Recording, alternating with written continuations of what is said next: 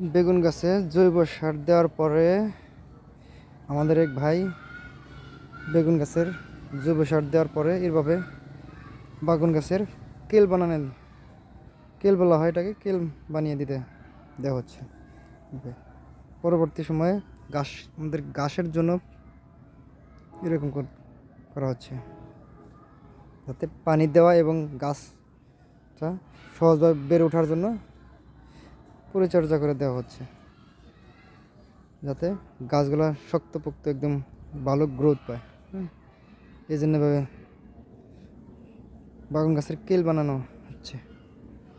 নিচে জৈব সার দিয়ে তার উপরে মাটি দিয়ে কেল বানানো হচ্ছে, যাতে বেগুন গাছের স্বাস্থ্য বৃদ্ধি হয়, বেগুন গাছটা একদম পরিপুষ্ট হয়।